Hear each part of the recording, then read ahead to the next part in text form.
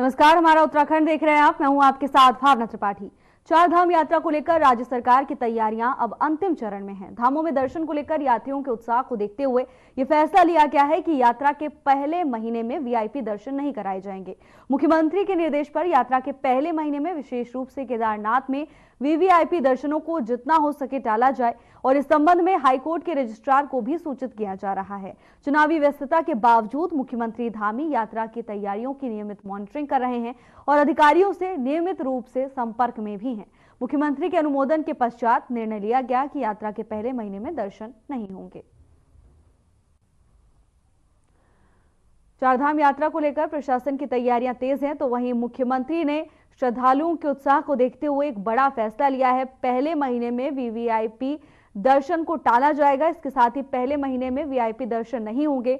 मुख्यमंत्री ने श्रद्धालुओं की भीड़ को देखते हुए ये फैसला लिया है, जिसके तहत पहले महीने में कोई भी व्यक्ति वीआईपी दर्शन नहीं कर पाएगा।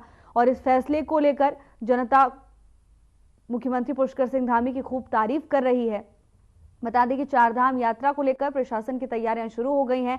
रजिस्ट्रेशन की तैयारियां भी शुरू कर दी गई हैं। तो वहीं मुख्यमंत्री भी पूरी तरह से चारधाम यात्रा को लेकर नजर बनाए हुए हैं। खुद सभी चीजों की मॉनिटरिंग कर रहे हैं और व्यवस्थाओं का जायजा लगातार ले रहे हैं। अधिकारियों से बातचीत भी की।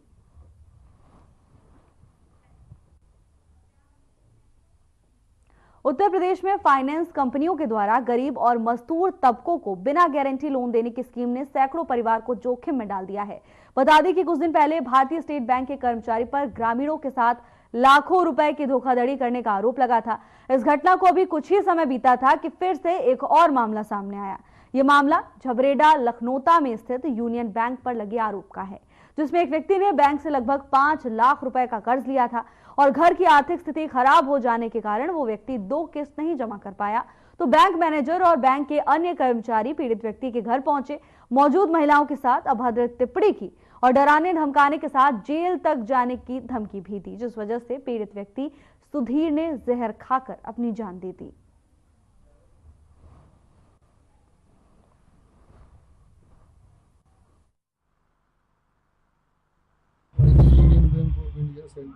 से 5 लाख रुपए का लोन लिया तो कुछ किस्तें उसने उसकी जमा भी की। 2 किस्तें मम्मी की तबीयत खराब होने के कारण टाइम पे जमा नहीं हुई तो घर आने लगे। 2-3 बार कह गए मेरे सामने गए घर में आके बदतमीजी करते थे। अब हम बाहर उठते थे तो घर में आके महिलाओं के साथ बदतमीजी करते थे। क्या जिस दिन ये मरने से एक दिन पहले बैंक मैनेजर दो अन्य कर्मचारी तीस लाड़ा, गौतम शर्मा और बैंक मैनेजर हरनाम सिंह तो यहाँ पे आके भाई को डराने लगे, धमकाने लगे, जबरदस्ती उसको गाड़ी में ले जाने की कोशिश करने लगे, जिससे बहुत ही मानसिक हरेसमेंट हो गया था। उसके बाद उन्होंने बोला कि हमको 10,000 रुपये बख्शी तो फिर मेरी वाइफ ने 10,000 रुपये बैंक मैनेजर को दिए नाम से। उसके बाद भाई को छोड़ दिया गया। तो फिर उसके बाद उन्होंने गैर कानूनी तरीके से कांस्टेबल के चौकी से एक फर्जी नोटिस भेजा बैंक के।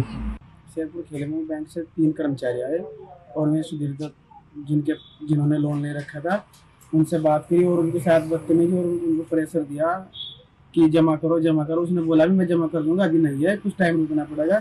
लेकिन उन्होंने किसी तरह से उसे फोर्स किया, जबरदस्ती की, इसलिए उसका माइंड उस चीज़ को लेकर ड्राइवर और जनवरी का है। 13 जनवरी में शाखा प्रबंधक और उसके 2 अन्य कर्मचारी यहाँ आए जिन्होंने अभद्र भाषा और अमानवीय व्यवहार लड़के के साथ किया।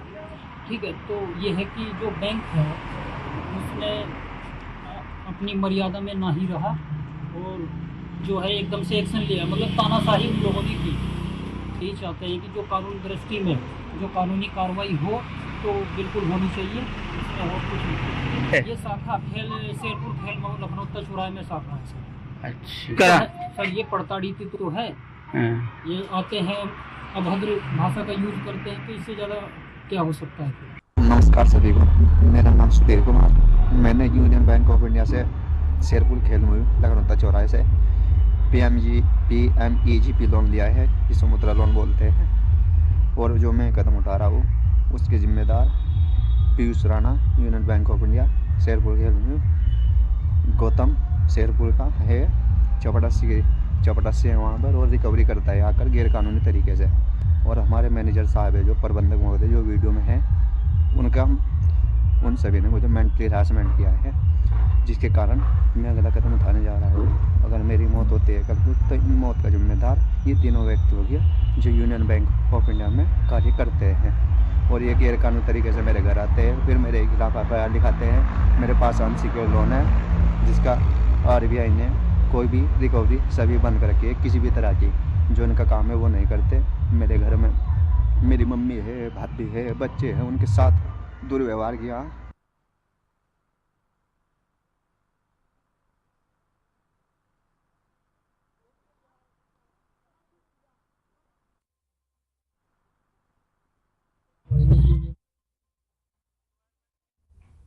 चंपावत जिले के टनकपुर में 38वें राष्ट्रीय खेल आयोजन के अंतर्गत बूम क्षेत्र में चल रही राष्ट्रीय डेमो प्रतियोगिता में दूसरा दिन भी कर्नाटक टीम के नाम रहा। कर्नाटक की महिला, पुरुष और मिक्स्ड टीम की तरफ से 2 दिनों में 5 गोल्ड के साथ कुल 6 पदक पर कब्जा जमाया गया, जबकि उत्तराखंड की महिला टीम ने दूसरे दिन भी सलालम इवेंट के अंतर्गत सिल्वर मेडल जीतकर उत्तराखंड का नाम रोशन किया है।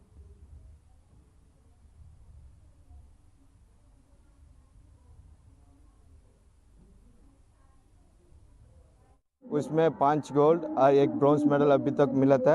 उसमें अच्छा मूवमेंट पानी का अच्छा वेस्ट भी मिल रहा था, अच्छा एक्सपीरियंस है बच्चों लोग भी। अभी नेशनल गेम हम लोग अच्छा परेड किया था, नेशनल से फर्स्ट टाइम हम लोग को नेशनल गेम राफ्टिंग लेके आया था, बहुत अच्छा था। और थैंक यू बोलता हूँ उत्तराखंड का CM का और उत्तराखंड का सब कुछ बंदा लोग का। कहना तो ये चाहते कि शायद अगर दोबारा जो हमारी अचीवमेंट्स है ये आज भी सिल्वर है, तो हम ये चाहते कि अगर मतलब मैं अपनी गवर्नमेंट से बस सिर्फ इतनी सी रिक्वेस्ट करना चाहती हूँ कि हमें थोड़ा टाइम एटलीस्ट जब भी हमारे इवेंट्स होते हैं उससे एटलीस्ट 15 डेज पहले हमें प्रैक्टिस के लिए टाइम दे, हमें स्पेस दे, हमें सपोर्ट करे। मुझे बहुत ज़्यादा खुशी है कि यहाँ पे लड़कियों ने काफ़ी अच्छी मेहनत की और यहाँ पे उत्तराखंड के लिए नेशनल गेम्स में सिल्वर मेडल लेके आए। और टनकपुर आने वाले समय में राफ्टिंग एज ए कॉमर्शियल तो काफ़ी फेमस है उत्तराखंड के अंदर, लेकिन एज ए स्पोर्ट्स बहुत कम लोग इसको लेते हैं। तो आने वाले समय में टनकपुर एक हब बन सकता है राफ्टिंग को as a sports destination develop करने के लिए। हमारी सरकार से यही अपेक्षा है कि अगर यहाँ पे एक centre of excellence rafting sports के लिए वो बना दे। एक छोटे से ब्रेक के लिए रुकेंगे, जल्द हाजिर होंगे ब्रेक के बाद।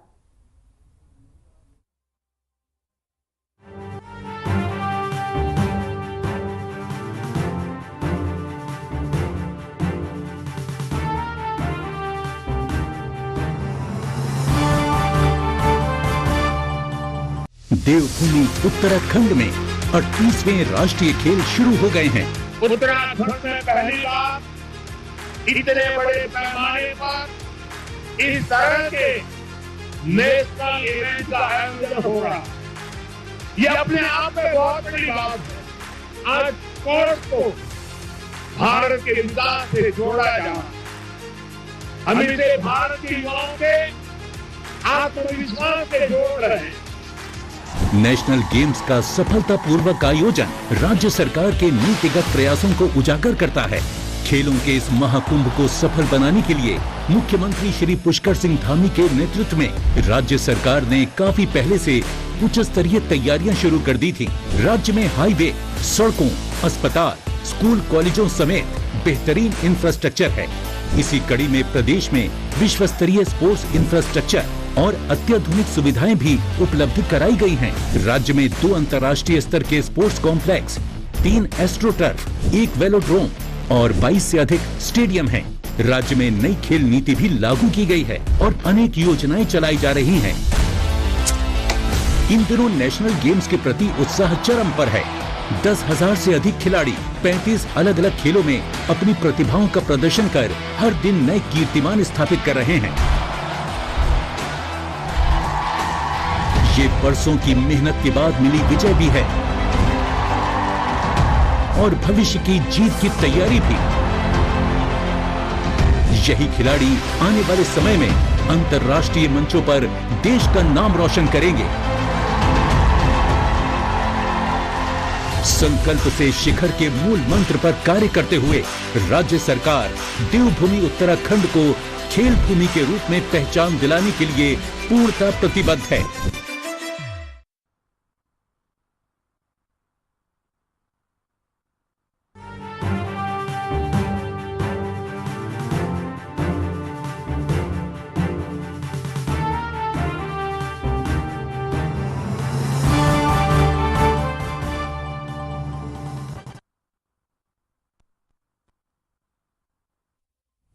ब्रेक के बाद आपका स्वागत है। खबरों में आगे बढ़ेंगे। कोटद्वार की नदियों में खनन कार्य में लिप्त सैकड़ों मजदूरों के सत्यापन को लेकर पुलिस जल्द बड़ा अभियान चलाने जा रही है। पुलिस क्षेत्राधिकारी निहारिका तोमर ने जानकारी देते हुए बताया कि बाहरी राज्यों से जितने भी मजदूर कोटद्वार काम करने आए हैं उन सभी का सत्यापन किया जा रहा है और इसी कड़ी में नदियों में खनन कार्यों में लिप्त मजदूरों का भी सत्यापन अभियान चलाया जाएगा ताकि पुलिस के पास रिकॉर्ड हो सके कि कितने मजदूर वर्तमान में कोटद्वार शहर में काम कर रहे हैं।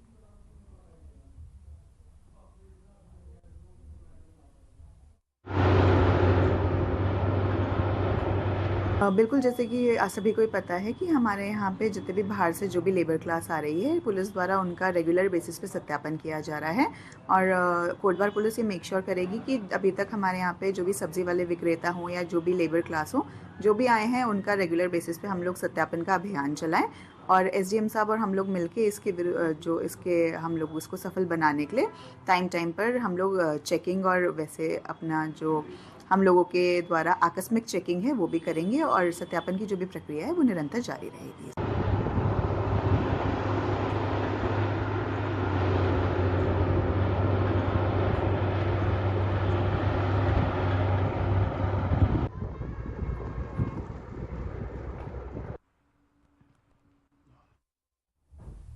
प्रधानमंत्री नरेंद्र मोदी की फ्रांस और अमेरिका की यात्रा शुरू हो गई है और इस दौरे का उद्देश्य दोनों देशों के साथ रक्षा सहयोग और व्यापार साझेदारी को बढ़ाना है।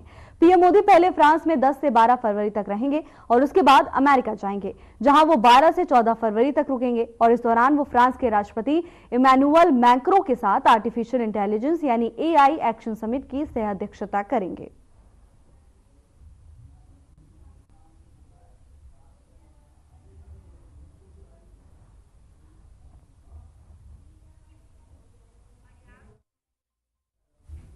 संसद में जारी बजट सत्र के 8वें दिन यानी 11 फरवरी को वित्त मंत्री निर्मला सीतारमण बजट पर चर्चा का जवाब देंगी। निर्मला सीतारमण शाम 5 बजे लोकसभा में जवाब देंगी।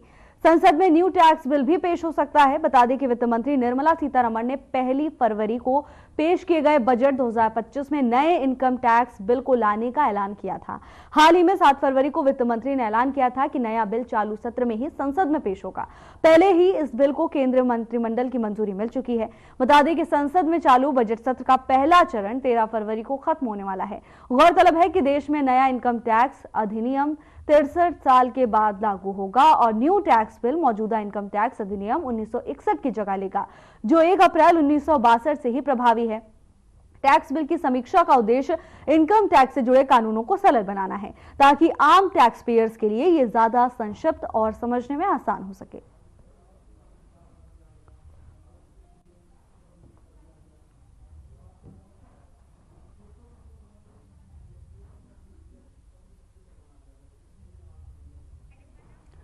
वित्त मंत्री निर्मला सीतारमण 5 बजे पेश करेंगी और बता दें कि 1 फरवरी को उन्होंने ऐलान किया था कि जल्द ही न्यू टैक्स बिल वो पेश करेंगी और आज 11 फरवरी को शाम 5 बजे वित्त मंत्री निर्मला सीतारमण की ओर से ये बिल पेश किया जा सकता है। बता दें कि इस बजट को आम लोगों के लिए आसान बनाने के लिए, जिससे आम लोग इसे समझ भी सकें, कुछ इस तरह से इस बिल को डिजाइन किया जाएगा।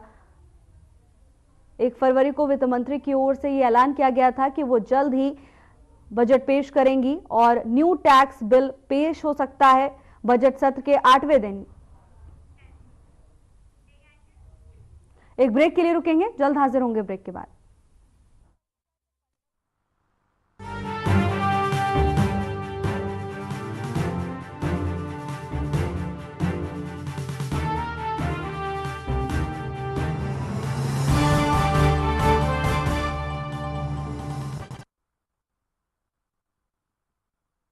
ये शंखनाद, ये शानदार आगाज, ये रंगारंग कार्यक्रम अनेकता में एकता का संदेश देते देश भर से आए एथलीट 38वें राष्ट्रीय खेलों के आयोजन की ऐतिहासिक शुरुआत हो चुकी है।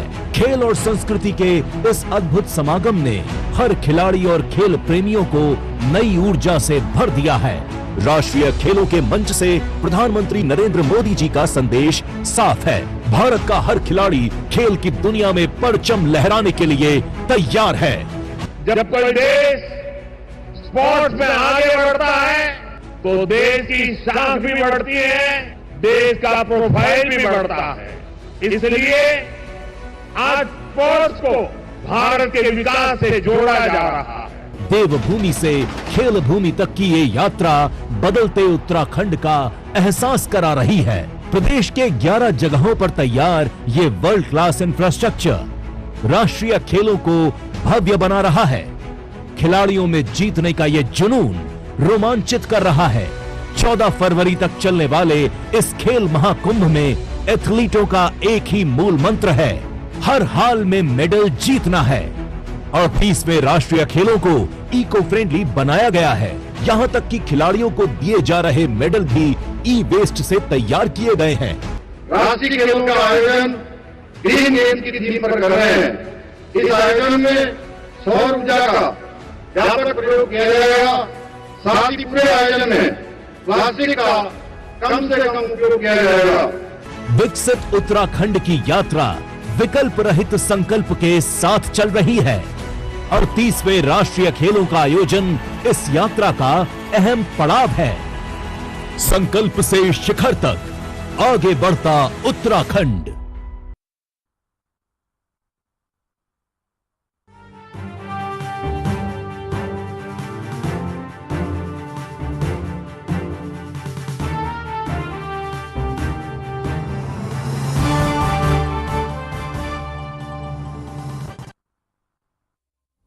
ब्रेक के बाद आपका स्वागत है। खबरों में आगे बढ़ेंगे।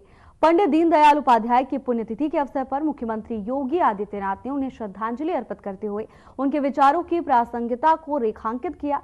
और इस मौके पर सीएम योगी ने कहा कि पंडित दीनदयाल उपाध्याय की अंत्योदय की सोच प्रधानमंत्री नरेंद्र मोदी के नेतृत्व में साकार हो रही है। उन्होंने कहा कि उन्होंने गरीबी उन्मूलन के खोखले नारों पर विपक्ष को घेरा। साथ ही सीएम योगी ने महाकुंभ को लेकर दुष्प्रचार करने वालों पर भी करारा प्रहार किया। सीएम योगी ने कहा कि जीवन भर वीआईपी ट्रीटमेंट लेने वाले लोग महाकुंभ को लेकर दुष्प्रचार में जुटे हुए हैं। वहां तो किसी के साथ कोई भेदभाव नहीं है, न जाति का भेद है, न पंथ का भेद है, न क्षेत्र का भेद है, न भाषा का भेद है। पूरा देश आ रहा है और 29 दिन में 45 करोड़ श्रद्धालु अब तक वहां स्नान कर चुका है। लेकिन जिनको नकारात्मकता फैलानी है, और नकारात्मकता फैलाने वाले कौन लोग हैं? ये नकारात्मकता फैलाने वाले वही लोग हैं जिन्होंने जीवन भर बीबीआईपी ट्रीटमेंट लिया है, सरकार की बीबीआईपी सुविधाओं का उपभोग किया है। और किया ही नहीं, आने वाली पीढ़ी के लिए भी एक रास्ता खोलने का प्रयास किया था उन्होंने कि वे तो ले ही ले, लेकिन उनकी आने वाली पीढ़ी भी इस सुविधा का उपभोग करे जैसे देश उनका बपोती हो। ये वही लोग हैं।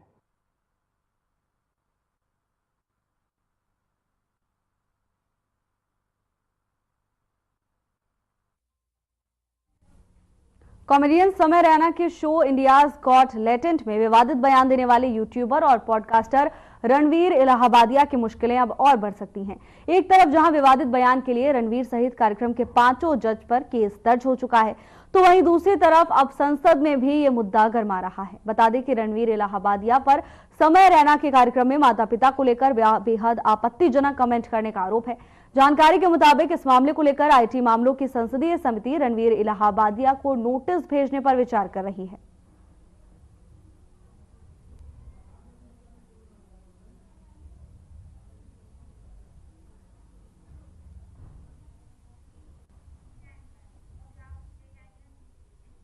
प्रधानमंत्री नरेंद्र मोदी 24 फरवरी को बिहार की धरती से लाखों किसानों से रूबरू होंगे। भागलपुर में पीएम मोदी के कार्यक्रम को लेकर बिहार बीजेपी की टीम तैयारी में जुट गई है। सोमवार को बीजेपी नेताओं ने पटना स्थित पार्टी के प्रदेश कार्यालय में एक बैठक की। बैठक में बीजेपी के प्रदेश अध्यक्ष दिलीप जायसवाल, उप मुख्यमंत्री सम्राट चौधरी, स्वास्थ्य मंत्री मंगल पांडे, इसके साथ ही तमाम अन्य नेता भी शामिल हुए।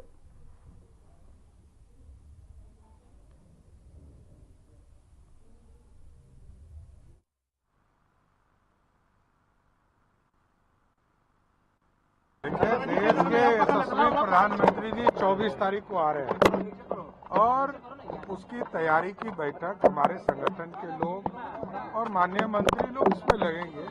तो 24 तारीख को जो प्रधानमंत्री जी आएंगे और किसान सम्मान समारोह के तौर पर पूरी व्यवस्था पूरी भारतीय जनता पार्टी, पूरा एनडीए, सब लोग मिलकर आदरणीय प्रधानमंत्री जी का स्वागत करें।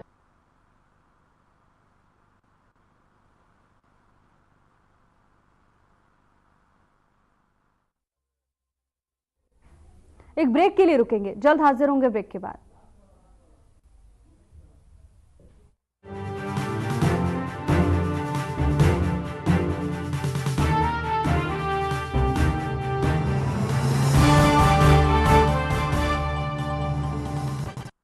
उद्योगों और उद्यमिता को बढ़ावा देने में अग्रणी राज्य उत्तराखंड ने अपने मजबूत नेतृत्व और अभिनव प्रयासों के बलबूते स्टार्टअप के क्षेत्र में स्थापित की हैं कई मिसाल। प्रदेश को एक बड़े स्टार्टअप हब में बदलने की दूरदर्शी सोच के साथ साथ राज्य में स्टार्टअप इकोसिस्टम को विकसित करने हेतु मार्च 2023 में नई स्टार्टअप नीति लागू की गई है। स्टार्टअप की फंड तक आसान पहुंच बनाने और राष्ट्रीय एवं अंतर्राष्ट्रीय स्तर पर मार्केटिंग के अवसर मुहैया कराने के साथ साथ जनपद स्तर पर लोगों में स्टार्टअप के प्रति जागरूकता बढ़ाई जा रही है।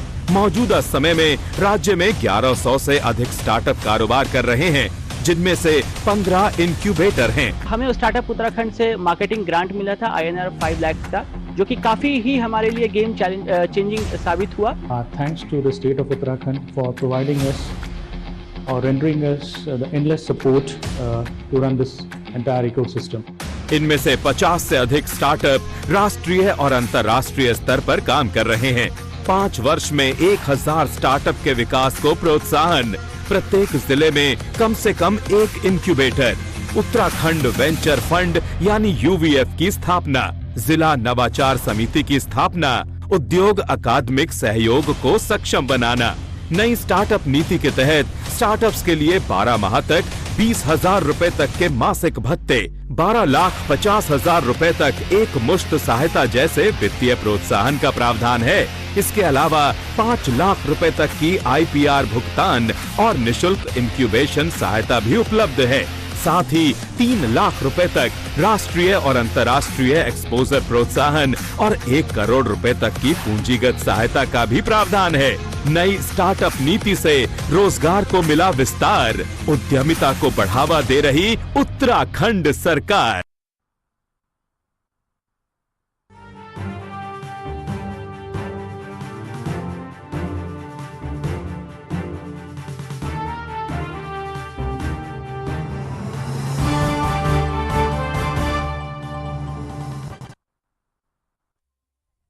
ब्रेक के बाद आपका स्वागत है। खबरों में आगे बढ़ेंगे। प्रदेश के सभी जिला अस्पतालों में मरीजों के लिए सफाई व्यवस्था बनाए रखने के लिए उत्तराखंड के स्वास्थ्य मंत्री डॉक्टर धन सिंह रावत द्वारा हफ्ते के 7 दिन अस्पताल के सभी बेड के लिए अलग अलग रंग की चादर इस्तेमाल किए जाने के निर्देश दिए गए हैं। और इस बात को लेकर स्वास्थ्य मंत्री डॉक्टर धन सिंह रावत ने कहा कि उन्होंने फरवरी और मार्च के महीने के लिए लक्ष्य रखा है कि सभी जिला अस्पतालों में सभी दिन अलग अलग रंग की चादरें बिछाई जाएंगी। साथ ही उन्होंने कहा कि जिस तरह अस्पतालों में आशाओं के लिए आशा घर बनाए हैं, उसी तरह मरीज के परिजनों के ठहरने के लिए भी एक वैकल्पिक व्यवस्था करने पर काम किया जा रहा है।